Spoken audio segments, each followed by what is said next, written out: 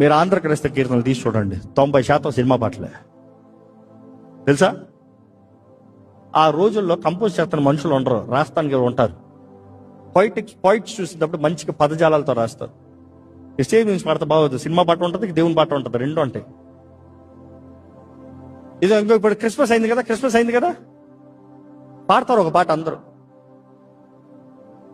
యేసే జన్మించారా. తెలుసా సినిమా పాట అని? ఆ రోజు లేని ప్రాబ్లం ఈ రోజు వస్తుంది. అయినా సినిమా పాట ఎవడు కప్పికొట్టాడు? ఆ రోజు సినిమా పాటలు తరాలుగా నువ్వు ఇప్పుడు ఇంకా పాడుతున్నావు. నేను ఎప్పుడు అంటావు, ఒక సినిమా పాట ఒక సీజనే, దేవుని పాటల సంవత్సరాలు, వేలాది సంవత్సరాలు. I would like to address recent reference to Andhra క్రైస్తవ కీర్తనలో చాలామంది బాధపడ్డారు, చాలామంది దుఃఖపడ్డారన్న మాట తెలిసినప్పుడు ఎంతో వేదన కలిగింది.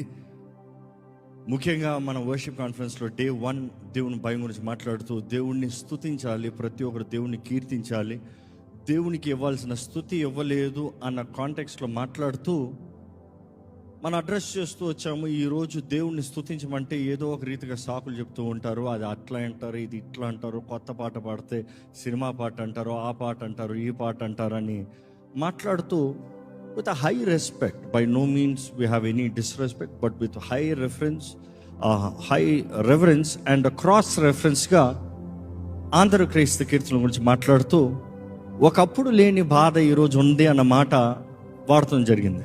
అదే సమయంలో ఎంతోమందికి మిస్అండర్స్టాండ్ అవుతానికి కారణం ఏంటంటే, అది మిస్ప్రిసీవ్ అవుతానికి కారణం ఏంటంటే, దాంట్లో కాంటెక్స్ట్ని జస్ట్ మధ్యలో తలతోక లేకుండా మధ్యలో కట్ చేసిన దానికి అది ఎంతోమందికి అర్థం కాక వారి భావాలు దెబ్బతూరటం జరిగింది.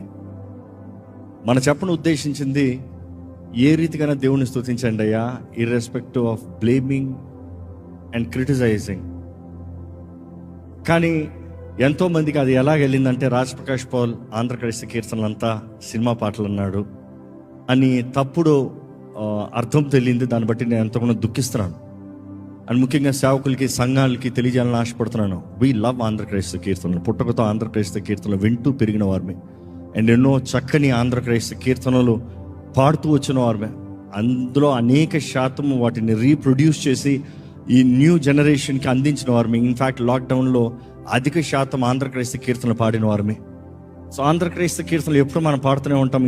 ఇన్ఫ్యాక్ట్ 740 అప్రాక్సిమేట్లీ 740 ఆంధ్ర క్రైస్తవ కీర్తనలు ఎంతో సారవంతమైనవి. బికాజ్ ఆంధ్ర క్రైస్తవ కీర్తనలో ఒకప్పుడు నువ్వు చెప్పాలంటే ప్రతి ఒక్కరి చేతుల్లో బైబిల్తో పాటు ఆంధ్ర క్రైస్తవ కీర్తనల పుస్తకం ఉంటుంది. సో ఆ రీతిగా ఆంధ్ర క్రైస్తవ కీర్తనలు ప్రతి ఒక్కరి జీవితంలో ప్రభావితం చేసింది ఒక కీర్తనల పుస్తకంగా.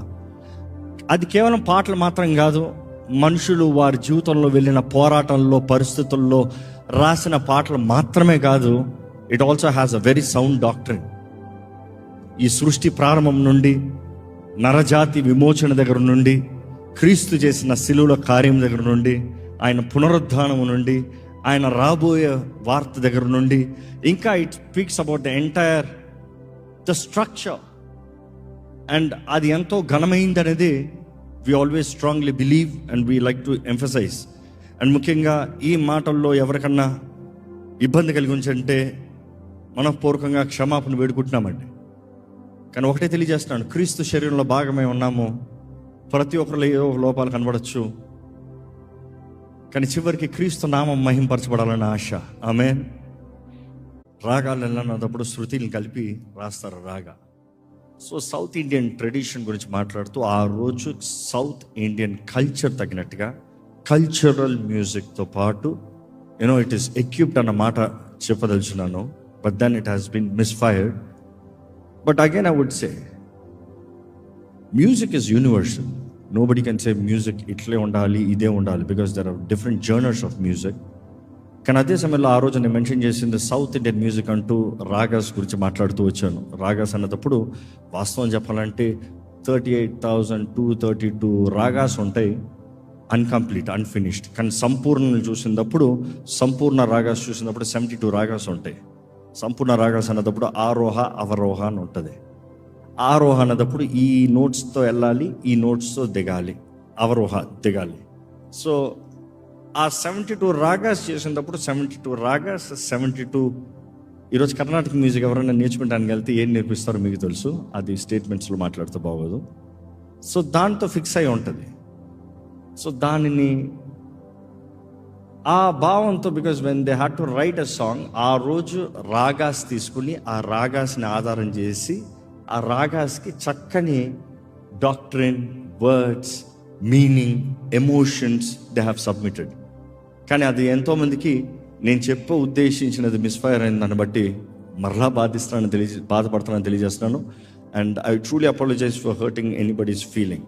We are all ministering one body, one Christ, one gospel. క్రీస్తు మనల్ని ప్రేమించి మన కొరకు ఈ లోకంలోకి వచ్చి తన ప్రాణాన్ని మన కొరకు అప్పచెప్పి మనల్ని విమోచించి ఆయన సొత్తుగా చేసుకుని ఆయన పునరుద్ధానుడై తిరిగి లేచి మరలా త్వరగా సిద్ధపడిన సంఘం కొరకు ఉద్దేశించున్నాడు. అదే బోధిస్తున్నాము.